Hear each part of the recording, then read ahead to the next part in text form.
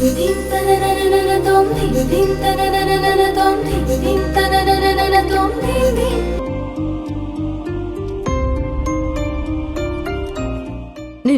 చేస్తే కార్తీక్ కోసం అనుకుంటున్నారు, కంపెనీ కోసం మాత్రమే ఆలోచిస్తున్నానని ఆయన ఎప్పుడు అర్థం చేసుకుంటారో ఏంటో.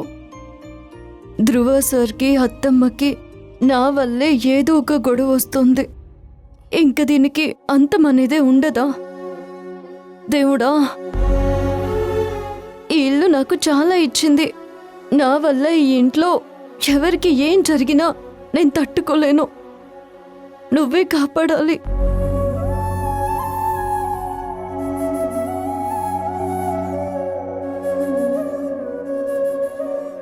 మీరెక్కడికి వెళ్ళారు పొద్దుటి నుంచి? ఏంటి నన్ను ఆర్డర్ చేయడం మొదలు పెట్టావు? పొద్దుటి నుంచి మీరు ఏమైపోయి ఉంటారో, ఎక్కడికి వెళ్ళారో అని ఎంత టెన్షన్ పడ్డానో తెలుసా? మీకు మాత్రం తాగడం, ఊరి మీద పడ్డం మాత్రమే తెలుసు. ఇంట్లో వాళ్ళు ఏమైపోయినా మీకు అనవసరం. ఇంట్లో వాళ్ళు నన్ను ఎవరు పట్టించుకుంటున్నారు? నువ్వు వచ్చినప్పటి నుంచి అందరూ నీకు బ్రహ్మరథం పట్టడమే సరిపోతుంది కదా. నాకు అందరినీ దూరం చేసావు కదే. ఎవరు ఎవరికి దూరం కాలేదు సార్. మీరు ఏవేవో ఊహించుకొని అందరినీ దూరం చేసుకుంటున్నారు. అవును, అన్ని నేనే ఊహించుకుంటున్నాను. ఆ కార్తిక్ గడు ఆఫీస్కి రావడం నేనే ఊహించుకున్నాను. నువ్వు ఈరోజు వాడికి సపోర్ట్ చేయడం కూడా నేనే ఊహించుకున్నాను కదా. మరి నువ్వు చేసిన తప్పులకి నేను శిక్ష వేయాలి కదా.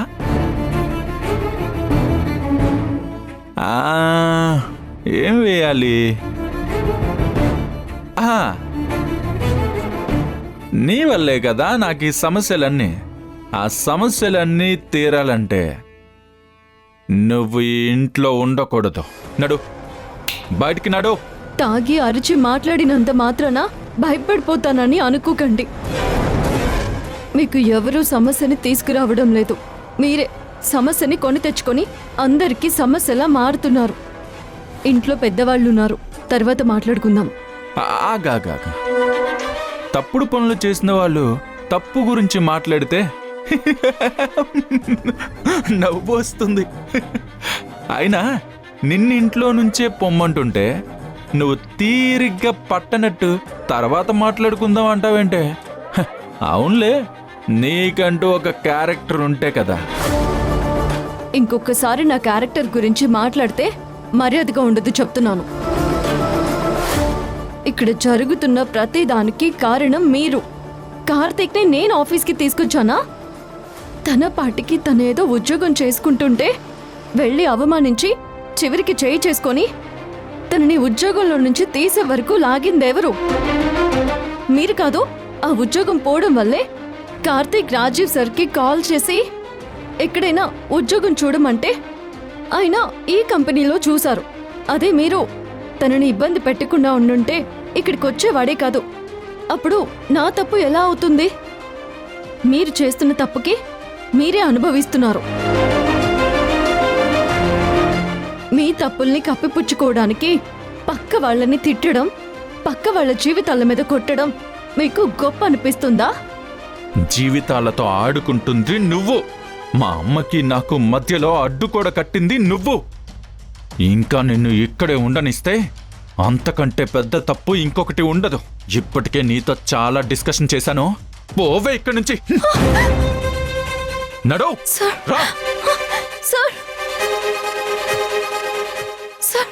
రావే, బయటికి రా.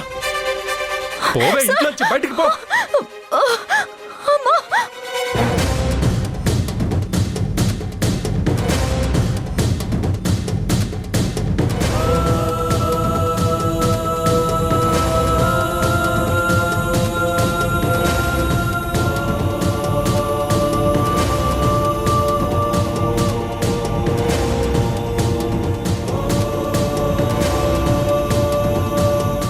లెగవే.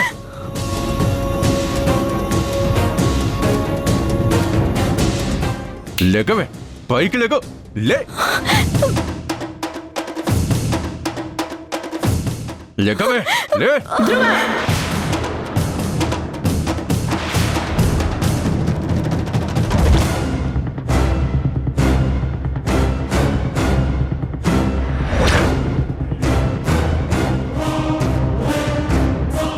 నువ్వు మళ్ళీ మొదలు పెట్టావా నీ పై చెప్పు వేషాలు? చాలా ఆపమా, చాలా ఆపమా.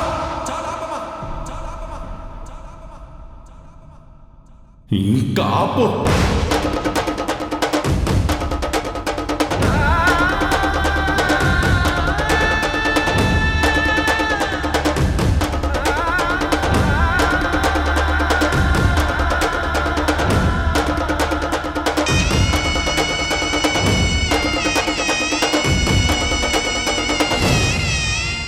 ఇంకా ఆపు, ఇంకా ఆపు.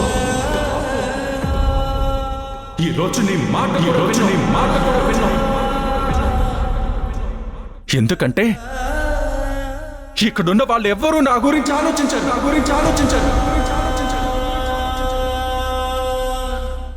నేనే నా గురించి నేనే ఆలోచించుకుంటున్నాను. ఈ విషయంలో నీ మాట కూడా విన్నాం.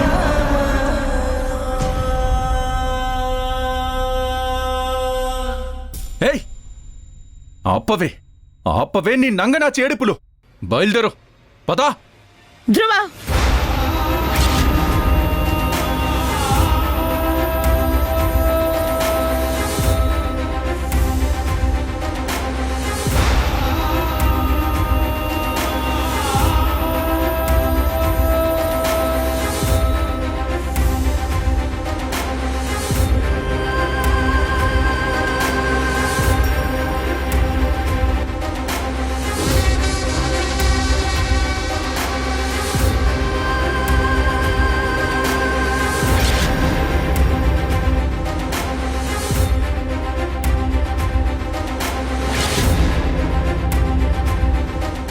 నీకే చెప్తోంది ధ్రువ, మర్యాదగా దాని చెయ్యొదులు.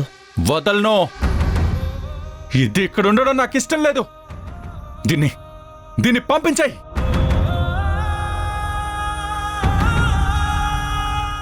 నువ్వు గ్రీష్మని పంపించినప్పుడు నేనేం మాట్లాడలేదు కదా. ఇప్పుడు కూడా నువ్వేం మాట్లాడకో.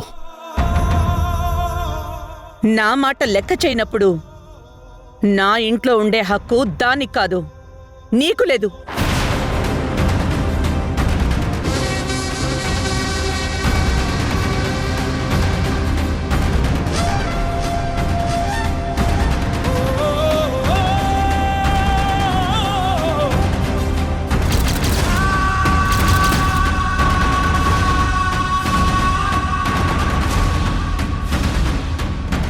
చిన్నప్పటి నుంచి ప్రతి విషయం నా మీద ఇలాగే రుద్దుతున్నావమ్మా.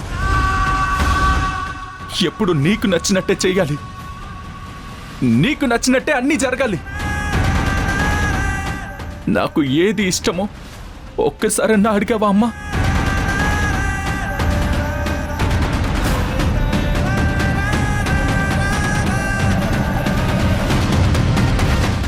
నాన్న లేనప్పటి నుంచి నువ్వు మరీ డిక్టేటర్లా తయారయ్యావు.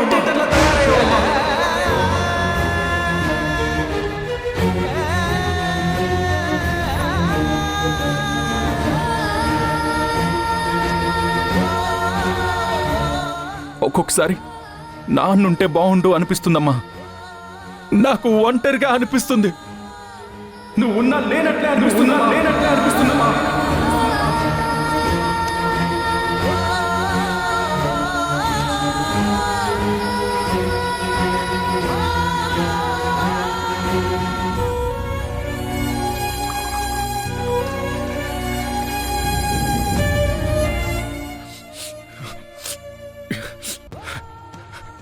ఇంత దాకా వచ్చింది కాబట్టి చెప్తున్నానమ్మా. ఈ ఇల్లు నీది ఎంతో నాది అంతే.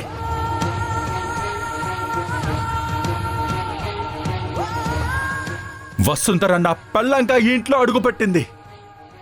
నేను వద్దనుకున్నప్పుడు ఈ ఇంట్లో దీనికి స్థానం లేనట్లే కదా.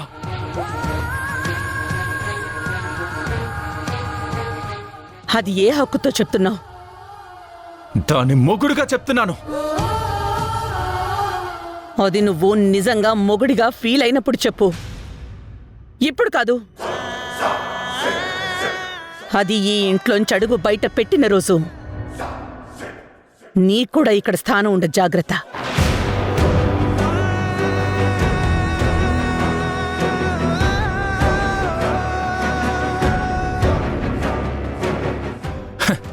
అమ్మా అమ్మా మహాతల్లి, ఏం మందు పెట్టావు నువ్వు అందరికీ? ఫుల్లుగా నీ భజనే చేస్తున్నారు. ఆ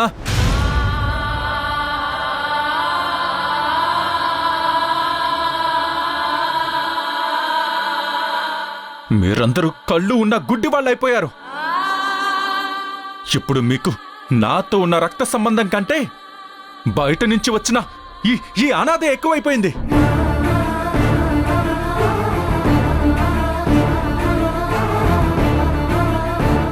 అమ్మా, ఒకప్పుడు నువ్వు అనాథవి, ఇప్పుడు కాదు. ఇక్కడికొచ్చి నా కుటుంబాన్ని నీ కుటుంబంలా మార్చుకున్నావు కదే. నన్ను అందరూ ఉన్న అనాథని చేశావు.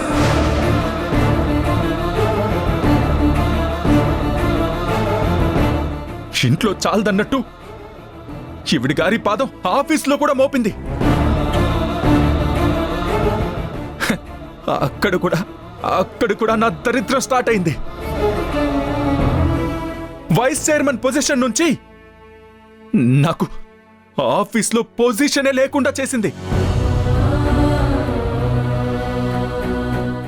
ఇక్కడ ఇంట్లో విలువ లేక, అక్కడ ఆఫీస్లో గౌరవం లేక, అవమానంతో నేను రోజు చచ్చిపోతున్నాను.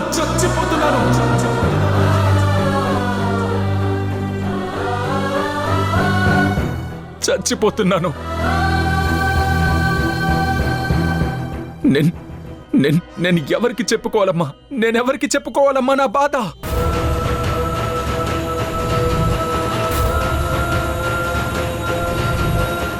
అమ్మా, నువ్వు ఒక్కసారి అన్నావు కదమ్మా ఇంటికి రావాలనిపించట్లేదని. ఇప్పుడది నా ఇల్లులా అనిపించట్లేదు.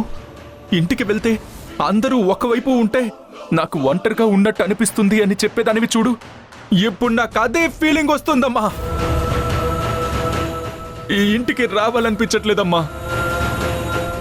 ఇక్కడ ఉన్న వాళ్ళెవరు నా గురించి ఆలోచిస్తున్నట్టు అనిపించట్లేదమ్మా.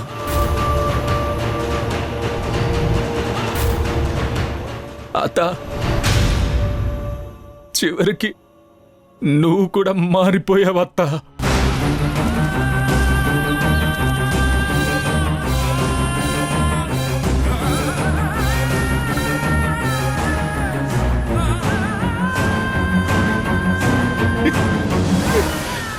అత్త, నేనేం తాగి చెప్పడం లేదత్తా. తాగాను కాబట్టే చెప్తున్నాను.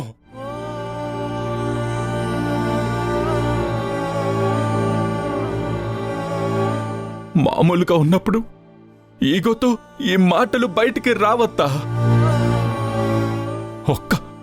ఒక్క పెగ్గు లోపలికి వెళ్తే ఈగోకీగ మొత్తం చచ్చిపోయి లోపలున్నదంతా ఇదిగో ఇలా బయటికి వచ్చేస్తుందత్తా.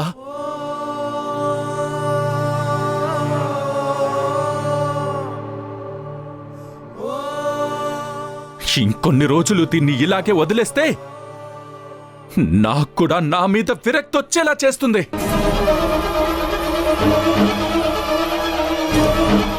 ఒక్క క్షణం కూడా ఇది నా కంటి ముందు ఉండడానికి వీల్లేదు.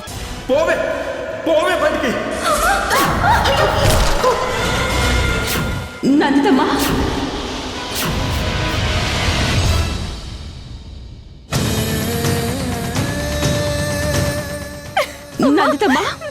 నందితమ్మా, అయ్యో, నందితమ్మా, నందితమ్మా, లేవండమ్మా.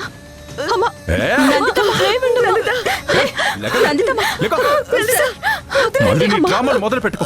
వెళ్ళవే ఇక్కడి నుంచి. మళ్ళీ నీ డ్రామాలు మొదలు పెట్టద్దు. వెళ్ళు.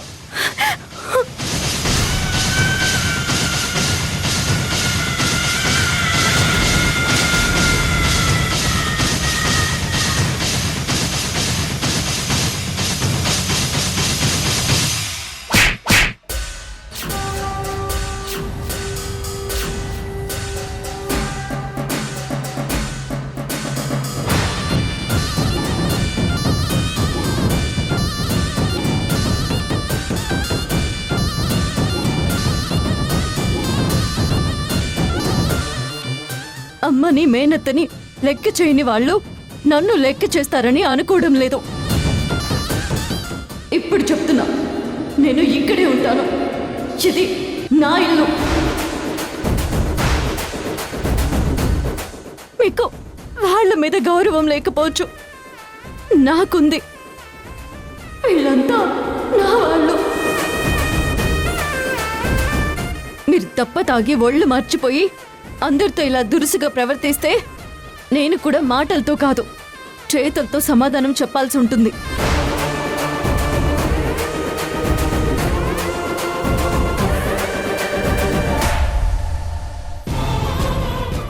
నందితమ్మా, సుజా, నువ్వు వెళ్ళి నీళ్ళు తీసుకురాపో. సరే నందిత. నందితమ్మ, నందిత, నందిత, కళ్ళు తెరవండి. నందితమ్మ, అమ్మ త్వరగా ఇవ్వు. నందితమ్మ, నందిత, నందితమ్మ లేవండి. నందితమ్మ,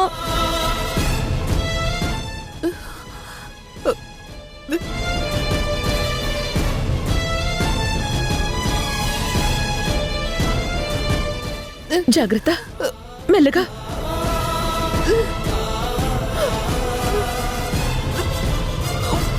కూర్చోండి.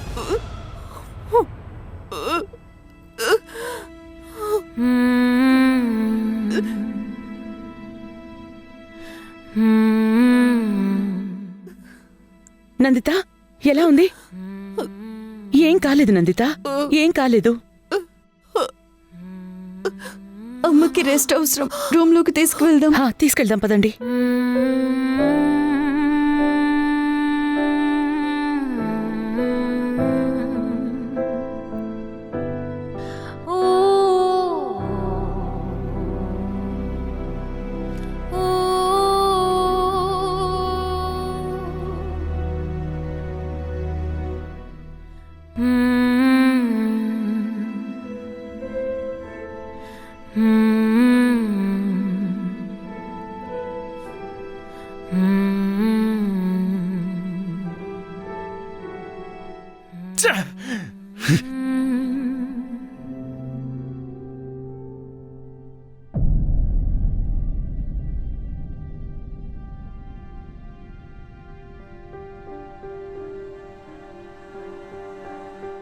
చాలా ఆపమా, చాలా ఆపమా. ఇంకా ఆపు, ఇంకా ఆపు, ఇంకా ఆపు.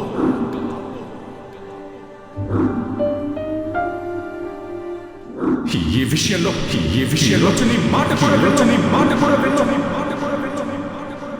ఈ ఇంటికి రావాలనిపించట్లేదమ్మా. నా గురించి ఆలోచిస్తున్నట్టు అనిపించట్లేదమ్మా. ఒక్కొక్కసారి ఉంటే బాగుండు అనిపిస్తుందమ్మా. నాకు ఒంటరిగా అనిపిస్తున్నా, లేనట్లే అనిపిస్తున్నా. పోవే బయటికి.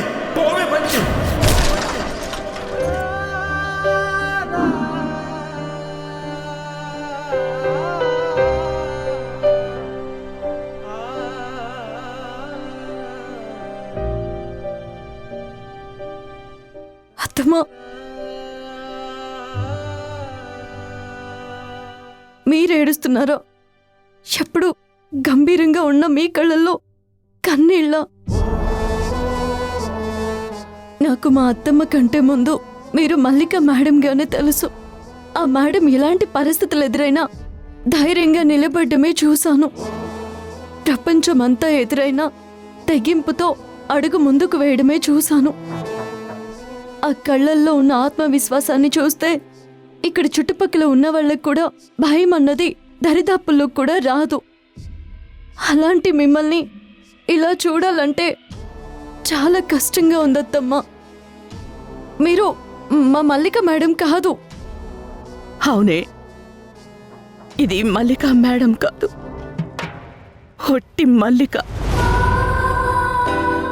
పెంకితనం ముసుగులో భయాన్ని దాచుకుని బ్రతికే ఒక మామూలు ఆడది. పైకి గంభీరంగా కనిపించినంత తేలిక కాదు వసుంధర. ప్రతిరోజు మనతో మనం యుద్ధం చేస్తూ బతకాలి. కానీ ఆ యుద్ధంలో మనం ఓడిపోయినా మన వాళ్ళు గెలవాలి అనుకునేది ఒక్క తల్లేనే. ధ్రువ ధ్రువ కూడా అలాగే గెలవాలి అనుకున్నాను. అది వాడు అర్థం చేసుకోకుండా అన్ని మాటలు విసిరేస్తే తట్టుకోవడం కష్టంగా ఉంది. ఆయన కోపంలో ఏం చేస్తారో, ఎలా ప్రవర్తిస్తారో మీకు తెలీదా అత్తయ్య? ఆ కోపంలో అన్న మాటలు పట్టించుకుంటున్నారా?